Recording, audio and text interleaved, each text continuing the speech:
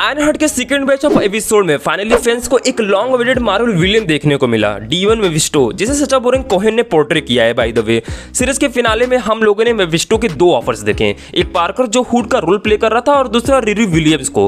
Mephisto Marvel comics का एक iconic villain है, एक extra dimensional demon. Mephisto basically Marvel का डेविल है जो डील्स करता है और लोगों की सोल्स लेता है। एमसीयू में इस कैरेक्टर को काफी टाइम से टीज किया जा रहा था। पहली बार वंडा विजन में कुछ ईस्टर एग के थ्रू हिंट्स मिले थे और फिर फाइनली अगाथा ऑल अलोंग में इसे ऑफिशियली मेंशन किया गया। आयरनहार्ट में मेफिस्टो की अपीयरेंस का सबसे इंटरेस्टिंग पार्ट सिर्फ ये नहीं है कि वो फ्यूचर एमसी स्टोरीज में क्या रोल प्ले करेगा, बल्कि उसका इंपैक्ट रिरी पर भी काफी सिग्निफिकेंट है, जो कि ऑब्वियसली इंपॉर्टेंट है। मेफिस्टो ने रिरी को जो पीस दिया उसके कॉन्सिक्वेंसेस काफी शॉकिंग हो सकते हैं। ये एमसीयू के पहले हीरो आयरन मैन की लेगेसी को भी इफेक्ट कर सकता है, और वो भी मार्वल सिनेमैटिक यूनिवर्स ऑफिशियली शुरू होने से पहले ही। मेफिस्टो का रिच और पावरफुल लोगों के साथ डील्स करना ये हिंट दे सकता है कि कहीं ये सब टोनी स्टार्क से तो कनेक्टेड नहीं।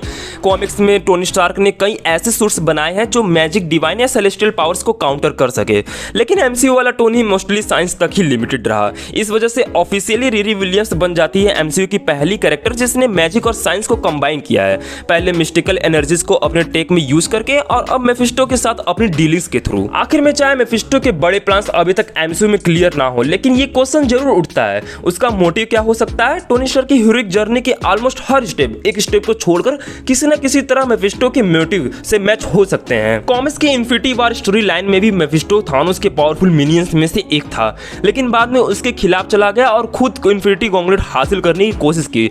तो हो सकता है मेफिस्टो ने स्टार्क के हर हीरोइक मूव और इन्वेंशन को सपोर्ट किया हो तब तक जब तक स्टार्क ने अपना नैनो गॉन्गलेट बनाया, लेकिन जब उसने थानोस के स्नैप को अंडो करने के लिए खुद को सैक्रिफाइस किया, शायद वही मोमेंट था जहां सब कुछ बदल गया। अब सोचो, अगर स्टार्क ने कभी मेफिस्टो के साथ किसी डील के थ्रू वर्ल्डली पावर हासिल की थी और उसके बाद मर गया, तो हो सकता है उसकी सोल अब भी मेफिस्टो के हेल में सफर कर रही हो, और अगर उसने कॉन्टेक्ट तोड़ दिया हो तो हो सकता है हॉल और भी बुरा हो गया हो। तो सोचो ऑडियंस, क्या टोनी स्टार्क की पूरी जर्नी मेफिस्टो के प्लान का पार्ट थी?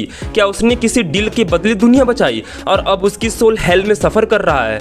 ये सिर्फ शुरुआत हो सकती है, क्योंकि मेफिस्टो का गेम एमसीयू में अभी स्टार्ट हुआ है। अगर आपको ये थ्योरी इंटरेस्टिंग लगी तो लाइक करो, कमेंट में अपना ओपिनियन जरूर शेयर करना, और ऐसे एमसीयू डीप डाइव्स के लिए चैनल को जरूर सब्सक्राइब कर लो।